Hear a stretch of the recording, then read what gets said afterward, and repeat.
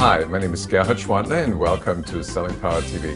Today we have the pleasure of continuing our conversation with John Golden, who's the President and CEO of Huthwaite. Welcome, John. Thank you, Gerhard. It's great to be here again. Let's talk about sales strategy. How do you teach salespeople in this chaotic environment to pursue a coherent and effective strategy?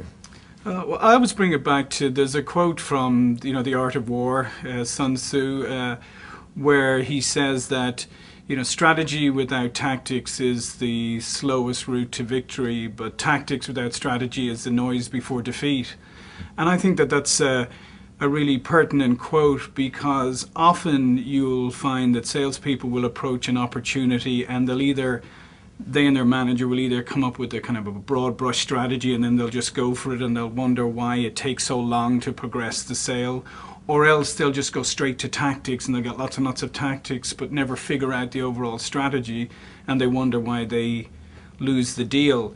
Can you translate this into an example? Yeah. So take, for instance, if I'm trying to sell to you, and the first thing I need to do is, number one, is I need to establish who you are from a buyer profile perspective, right? Are you the focus of power, somebody who's actually able to make the decision? Are you the focus of receptivity, somebody who's amenable to what we offer? You think it's a good idea, you think it can do something for your organization, but you're not a decision maker, you're an influencer.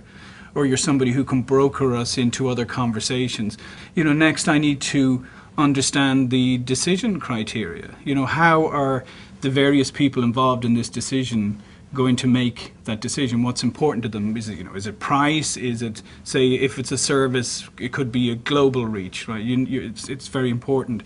But again, when you have different players involved in the process, global reach may be important to the ultimate decision maker, the focus of power, but maybe not so important to the line person who's going to actually benefit this. So I have to establish the overall decision criteria, and then what is more important to different people. And it all comes down to actually building a map of the opportunity and ensuring that you have the tactics to make sure that you're adapting your strategy to each person in the process.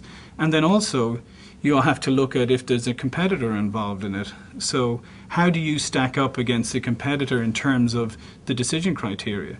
So when you talk about sales strategy in the context of maybe smaller deals, is it just as important as like the big $1 million deals? Yeah, and absolutely. If I'm not clearly aligned with where you are in the buying cycle, then it doesn't matter whether it's a $50 transaction between you and I, or right. a $5 million right. or a $10 million transaction. I'm not going to get that sale because I'm misaligned. John, here's where I see the difficulty. Salespeople are usually very action-focused. Correct. And a strategy requires reflection and time. Salespeople are ADD, and right. Strategists are more deeper thinkers that are comfortable with making a larger time chunk available to think it through. So a lot of salespeople tend to act impulsively and then end up with no sale. So how do you teach salespeople to become more strategically focused? Well, there's two ways. Number one, you need to give them the tools. So for instance, we work with them on call planning and being able to arrange and order their thinking and put the strategy together. We also have a platform. We use the Huthwaite Dealmaker platform, which again gathers all the information and actually produces that plan for them.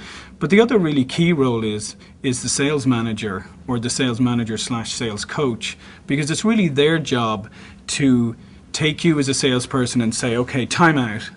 Let's look at this opportunity. Have you figured out the buyer roles here? Okay, let's talk through that. Have you figured out the decision criteria?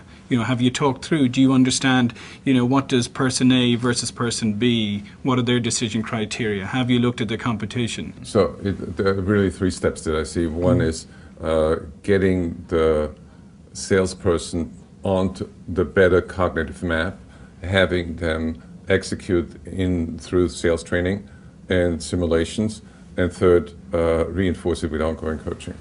reinforce with ongoing coaching, and then, like in the case of our Dealmaker platform, have a technology that's embedded in their CRM that actually reinforces it on a daily basis, right at their work practice. Thank you, John. We are going to continue our conversation tomorrow, where we talk about pipeline forecasting and accuracy.